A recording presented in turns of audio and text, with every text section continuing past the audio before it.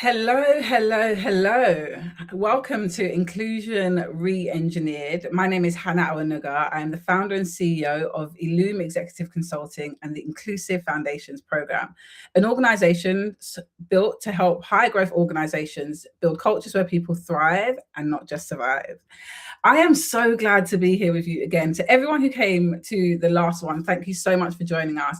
Today, we are talking about pay gap. And I have to say, we are not going with all of the logistical details to how you get to a pay gap. What we want to talk about is what influences your pay gap, how you can actually put actions in to close the pay gap, but also to drive real inclusion in your organization, and really think about what are some of the challenges that organizations face when they are thinking about representation, pay gap, inclusion in their organization. I am here with a very special guest, a very, very special guest, Shelley Bishton, who is a multi-award winner, inclusion, cultural and transformation leader with over 20 years experiences focused on driving cultural change in organizations and leading multi-million pound partnerships. Shelley, welcome, welcome, welcome. Hi, I love that intro. Look, I love the intro, when people intro me, I'm like, oh, was that me? I know, that's exactly what I was thinking. I was like, who's that? So look, we've had several conversations, right, about all sorts of things. And the last year has been so interesting in terms of just really thinking about, what is it that's the bottleneck? What is it that's stopping organizations from really driving change? And probably for us both, a few years ago, we'd probably have to be a bit temperament in how we talk about these things. But now we can say it all. Be a bit free. And so, we got talking about pay gap, and we got talking about, what are some of the challenges that we see in organizations. We've both worked in kind of large corporate organizations. We've really seen actually how organizations address and approach pay gap. And so I suppose my first question to you is kind of, what do you think is the challenge that comes with organizations when it comes to pay gap, reporting, data? What do you think are some of the challenges that organizations are facing? Well, I think I'm really excited to see this year's pay gap report and to see if that has been an impact on the last year. As we've spoken about, there has been so many shifts. I mean, one of the conversations we've had is we've felt like there's been not as much focus on International Women's Day this year. There hasn't been as much hype. There hasn't been as many conversations around it. So is that shift going to show in the data itself, which will be very interesting to know. I think as well, just thinking about the recent articles that came out, we're not going to hit the gender pay gap until 2030. It's so depressing. And, was it on the 15th of February, they said women had basically worked for free this year, if you think about it in actual literal terms. So I think, there is so much further to go. I think probably being on the inside and having to do the gender pay gap, and it's important, right? It's a very important document, and it's something that you have to do now since 2017, which is obviously the most important part of it. But I still feel like the biggest problem with it is it just feels like a report that you have to produce data for. Everyone gets this data, everyone is really focused on getting that report done. But actually, what's the actions that come out of that report? Where's the accountability? And is anyone holding you to account? It's not just a pretty statement. It's not just like a pretty report that says, I mean, it could say anything really, because no one's actually saying, why haven't you progressed? Or what are the reasons that you can see that you haven't seen any shift in middle management? So I think the biggest problem with the report is it's brilliant to have it. Yeah. It's like a photograph of what is happening in the company right now. Problem with it is it doesn't actually say, what are you going to be doing next to address that gap? I love that. And you're so right, because at the moment it still feels like a regulatory requirement. And if you are a 250 staff organization, you now have to produce a pay gap. And I suppose some of the things that are that even what you're saying resonates with me, there's no accountability. So, you could be, a mid-sized business, high growth business. All of a sudden now you're at 300 staff. Now you have to pay, report on the pay gap. And so you just submit the numbers. And for me, the challenge there is that no one is holding you accountable. Nobody is asking you why there's a disparity unless you have the governance structure within the organization. And so that's something we talked about. That's something we're supporting some clients with is, how do you make your inclusion council, your ESG council, your board accountable for these numbers so that you're not only just submitting it, but somebody is holding you accountable. When I have had to support or lead the pay gap, I remember thinking, okay, I've got to take this to board, and they're going to ask me questions. And so how do I answer them questions? The challenge I think sometimes also is that we think that we own it as heads of DEI, but actually it has to be the business, right? I don't know what you think about that, but the accountability should sit with the business. It has to sit with the business. And I think you're right. And then you feel that pressure as the head of DEI to be accountable for what's in that report. But ultimately, there is so much, it's so complex what goes into that report. And I think to your point, going and presenting to the board, I think being really honest, the board just want to hear that you're doing okay. They just want to hear, are we going to look okay? Like, what does this act, so then you're almost just trying to answer to them to say it's okay. But actually, really, you need proper cadence throughout the year to say, how are we tracking against what we said? Where's our quarterly review on the gender pay gap report? It's almost, I doubt that exists. I doubt that exists. And that's the thing that it needs. That needs to be a document that is a stake in the ground. And then you're saying every quarter with the board, with the commercial teams, because of course it's tied to pay, it's tied to bonuses, it's tied to progression. So it's like, what is everybody doing within their teams to address this discrepancy? And I think that's probably where the problem happens. It just becomes a report once a year that everyone fusses over and the head of DEI ends up in a tizzy about, Yeah. I completely agree, because I even really appreciate your point around the commercial side to it and involving the commercial team, because when you start to look at why the gaps are there, and people sometimes get this mixed up with pay gap and fair pay. This isn't about, two people are doing the same job and you're paying men more than women. This is about representation. And so if you don't have senior women in your business, or Black people, or people from low socioeconomic backgrounds, or disabled people, like if we think about what the government's doing and the introduction to ethnicity pay gap and the disability pay gap, it is going to be about how people progress in your organization. And so if your commercial teams, if your leaders, if your executive teams don't understand that their decisions, their hiring decisions, has a huge impact on how the pay gap is created, then actually the ownership will always sit with you. And that's why cultural governance is one of our pillars, because it's so important. When I go around and I talk to businesses now, and even when you are speaking to leaders in your different fields, I know they're saying, well, we've got this council, or and it's great for the ERGs, but I just think that the councils and the government, the governance and the committees could be so much stronger in terms of holding businesses accountable. And also transparency on the data, right? Because the data can tell a story, and it can tell quite a simple story. But one thing, and from my experience, is when you drill down into the data, and that's what I think has to be done, when you really start looking at, we did a piece of work in one of my roles where we went and we drilled down and we looked at who was getting promotions, who was getting bonuses and why. And when you really start looking at that data, it can be quite uncomfortable. And that's where I think the change really happens. And that's where I think every team will work in silo, and they're just doing their own hiring. They're working out their own bonus structures.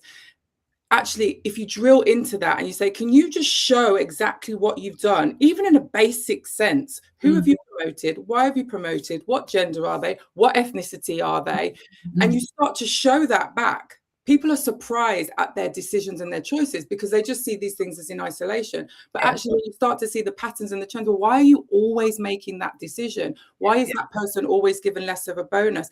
And so I think the transparency on the data and also the individual accountability for all those departments, to your point, and then looking at that as a whole piece, and everyone has a responsibility on that and starts to see the trends across all of them, because you might be just thinking you're making an isolated decision. But actually, if everyone's making those same isolated decisions, then that's where the problem happens. And it's that actually it needs to be a consensus, but an identification that you are making those decisions for whatever reason, but being aware of that. And the awareness, I don't think, is there. Absolutely. Absolutely. Because if you just think about the leadership journey, right? So you become a leader, and then usually the reason why you've become a leader is because you're high performing. So maybe you're a great salesperson, or you've done you've demonstrated that you're able to now lead a team. So then, if you don't have the right leadership development or leadership training, you hire in your image because you want to perform, right? You've got a performance mindset, usually where that leadership comes from. And so therefore your decisions are always going to have a bias to what feels comfortable to you. And don't get me wrong, because I think it's so important to say, we're not saying, and no pay gap, the pay gap is not suggesting that you just put women into senior positions because they are women. I don't want you to hire me because I'm Black. I don't want you to hire me because I'm a woman. I want to be hired on merit. But I also want the comfort of knowing that your organization recognizes that there is a disparity.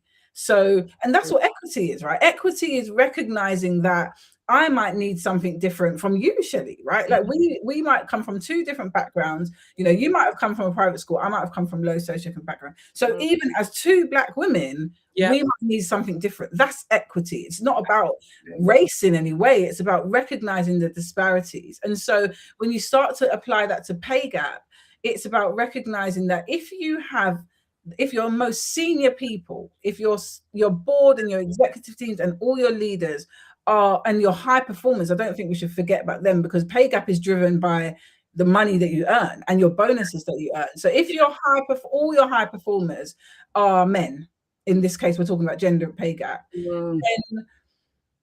then your pay gap will be large, because what we're saying is that the high performers earn the most money, and so therefore that's where the pay goes. There's something really important about sitting back and looking at your business, looking at who gets the clients, who gets the golden clients, who gets the good jobs, who gets the stretch opportunities. And then also, one thing I see in talent mapping is also asking the hard questions. Why did you say that John is passionate and energetic, but then you said that, Sally is, a bit too ambitious? What is the disparity in language there? Because that all matters, right? It all matters. But look, you're talking about power though as well, aren't you? Talking like power and systems, and who's got the power in these systems. Like if you talk about progression, because I think the most interesting thing about the data is the pay gap widens the older you get. So if you look at younger people coming into the industries, predominantly, obviously this is generalization, the gap's not that big. As we progress as women through the system, then it widens. But what's that saying about the system and who it's built for? And it's definitely not built for women. And we know, we can literally sit here and talk about the reasons why, but it's like, so the systems of power have decided as we progress through the business, we're not as valuable and we shouldn't be paid as much. That's one of the big fundamental problems. Tell me more about that. I love that.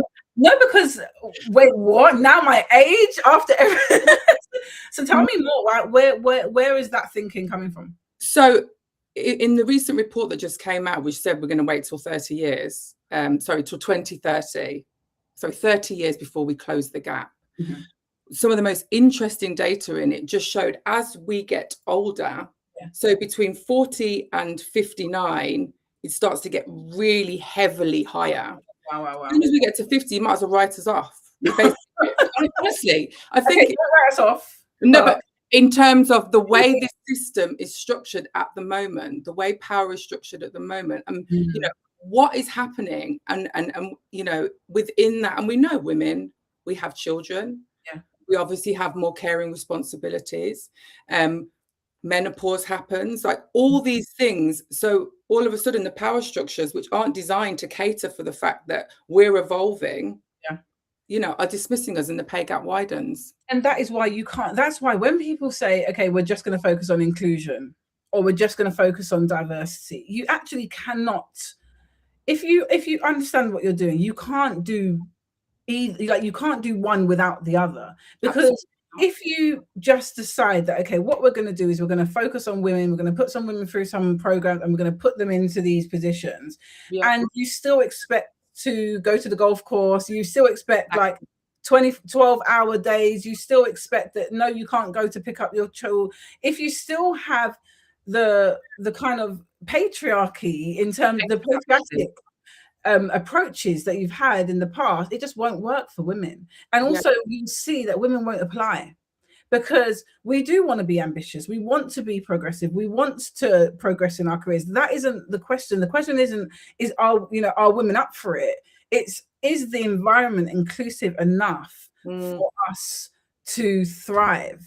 Exactly. Who's designed that system, and has it enabled everyone to have an opportunity to thrive, or is it just serving a certain type of person? Yeah. And then the question is, well, what is the role of leaders? What is the role of allies? What is the role of sponsors? Because I have always said that allyship and sponsorship are active roles. They are not, just going to events and showing up and opening keynotes and all these great things. They're great. But the real action of a sponsor, the real action of a leader who wants to change their business, is that they ask the hard questions, is that they really sit back and think, who is missing from this decision-making table? How are we getting the voices in? And all of this, believe it or not, people won't associate what we're talking about with pay gap, because pay gap is a data report. They're like, we've done it, we're compliant.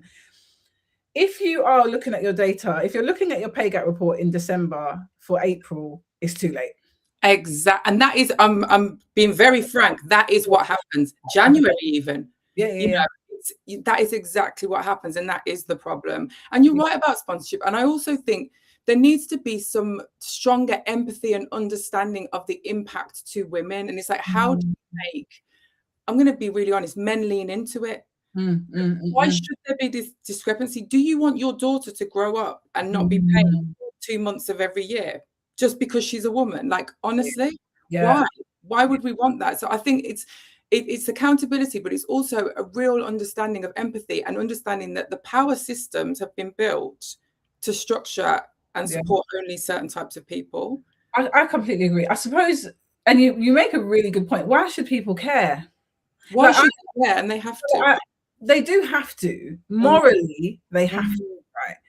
But I do sit there sometimes thinking, why do you care? Like, you're there, you're in good positions, you are earning, your colleagues, your peers are all earning money. Why do you care? Like, this has to be linked back to business strategy, commercial outcomes, the growth of the business, the future of the business, future-proofing the business. It can't just be that, because you haven't got women in your team. Nobody cares. Like, and I'm being honest. It's so, I used to say this. I used to say to my team, you can't make people care. Like, you can't force someone to care, but you can make them care, to your point, by making it hit their bottom line. Absolutely. Because we're all here to do a job, right? So you care about the work. You care about the bonus. You care about the business. If you are a senior leader, me and you are both directors, when you get to them senior positions, you care about the growth of the business. Absolutely. You have to link this work to the growth of the business. And there's so much research out there. And I don't really quote the McKinsey 35%, better at boards now, because people are like, well, it's been a couple of years now. Are we 35% better? They're rightfully so to challenge. But what I would say is, if you groupthink is real, that is a real thing. So if you do not have people who are different from you from a gender perspective, culture, background, then you are not getting the best outcome. You're not getting people that are going to challenge you. That you're not going to get people that are saying, not quite sure about that. And you need that. You need that in your business. So look, I'm conscious of time. Listen, Shelley, me and you can talk for. I know. We can talk ages. But anyway, yes. What should businesses be doing? Let's go to practical tips. When we looked at the data in terms of how many people are reaching out or watching this, it's HR, it's D&I, it's leaders, they're founders as well. So really exciting that we've got that audience. I'll give two things, you give two things. You go first. What are two things you think organizations should be doing? I think if you're a smaller organization as well, which is something that we're focusing on, you've got a real opportunity to start from scratch and build it upwards. And I think that's what's exciting right now, because you've got so much information around. Obviously, you've got to do the report now if you're 250, but there is so much opportunity for you to create something really accountable, sustainable. In terms of things that you can do, I think some of the problem with all of this, it feels so vast and so huge and so big. Yeah. Where on earth do you start with something like this?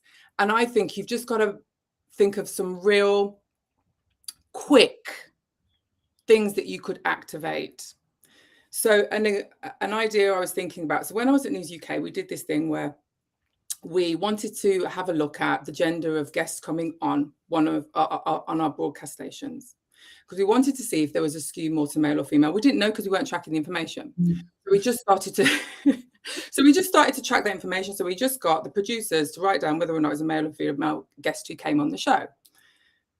All of a sudden, of course, we saw a skew in the data. Great, so we've got the data now. But because we were asking people to simply track it every single month, put that in a spreadsheet, really simple spreadsheet, X number of men, X number of women, the numbers started to change. Wow. Because people were actually thinking about it, identifying it, and then also having to report on it, which means there's accountability. People look at the data. So I think something really simple that could happen is you do a quarterly dip into, say, for example, it's on bonuses. Who got bonuses this month in our teams? And just literally look, male, female, how much did they get and why? Start reporting on that.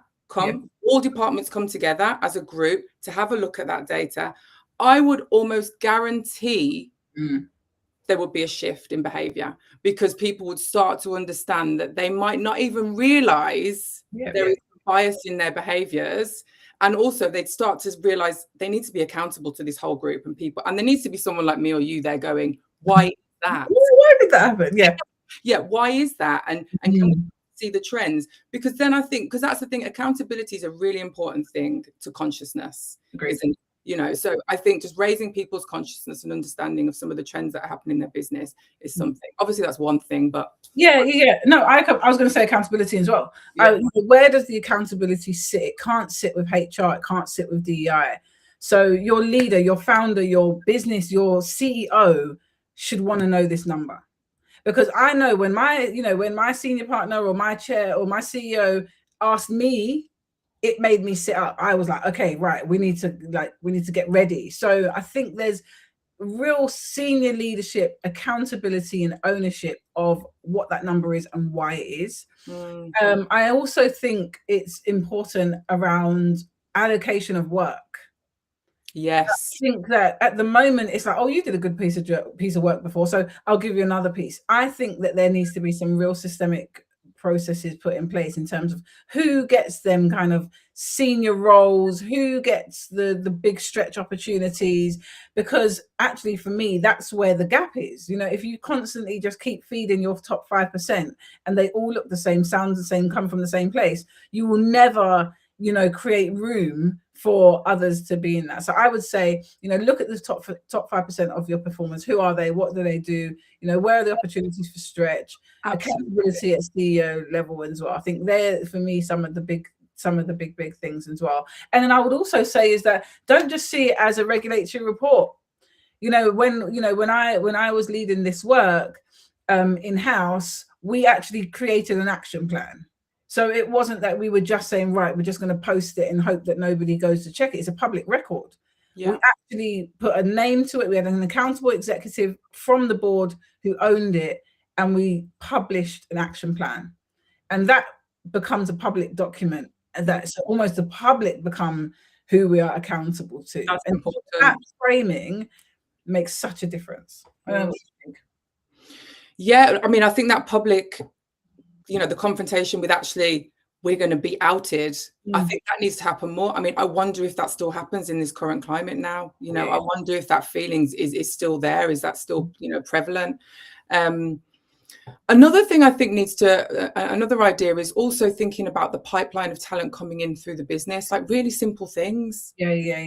Address that. Just thinking like a 50-50 gender split is something we did. I mean, it's so simple, but it can change the dynamic of the pipeline. Also, making sure you have a man and a woman doing an interview. Yes. It will change the outcome of people that come into your business. Yeah. To your point about that top spot, that top, getting into those top positions, so many women fall off, don't they, before they get there? Yeah. Because I think is the key for that. Like, you've got to sponsor women at that point, because we've been in those roles. They are tough. If I didn't have my sponsor, he was just phenomenal. If I didn't have my sponsor, I don't think I could have survived, because it's, you need them on the board. You need them to be a sponsor from the board who's got your back, who's saying your name, who's telling you how to navigate and, how to move in those rooms and talk the language. And it's very, very lonely if you don't have that. And I think that's why women end up falling off. So do you know what? And that's a call to action to any woman who's on the line now who doesn't have a sponsor, because I can completely relate to that. There were a few leaders that I could call on, I could speak to, who I could say, look, this is what's happening. How do I navigate this? I also got an executive coach. That's really important. I think there's ownership on the business to create, more equitable systems, to make sure that their practices are inclusive, to make sure that their leaders are accountable. But then there's a little bit of onus on you in terms of, how do you make sure that you are ready for them senior positions, that you have the right sponsorship, that you have the right networks. And so I think it's twofold. And sometimes as organizations, we don't look at it as twofold. We look at it as either fix the women or fix the business. And actually, I think you kind of need both to be able to do that. So look, thank you. I appreciate you so much. I know you've got a big day today as well. So thank you so much for giving me. It's brilliant what you're doing. Honestly, we could have literally been speaking for like hours. But I think the crux is that if you're new, if you're a growing business, if you're a high growth business and you've just met that 250 threshold, you can actually inform change today. You can actually start to use this as a mechanism to really understand what's happening in your business. So there's that. And then I think for the larger organizations, and we know that we have a really good population of large businesses on here as well. I would say that you can use your pay gap as a driver to get change, right? As a leader, you can ask harder questions, and you can make people accountable, and you should be held accountable for this as well. So thank you so much. I really appreciate you. It's gone so quick. It's gone so fast. I can't believe that's been 30 minutes. I know, but it has. Make it longer next time, Yes. But people are in the middle of their days, so I'm so grateful for your time. Thank you to everyone who's listening. Please join us next month is Women's Month. International Women's Day is on the 8th of March. And so we will be back at the end of March to talk all things kind of sponsorship, mentorship, and male allyship. So I'm really excited about that one. Love it.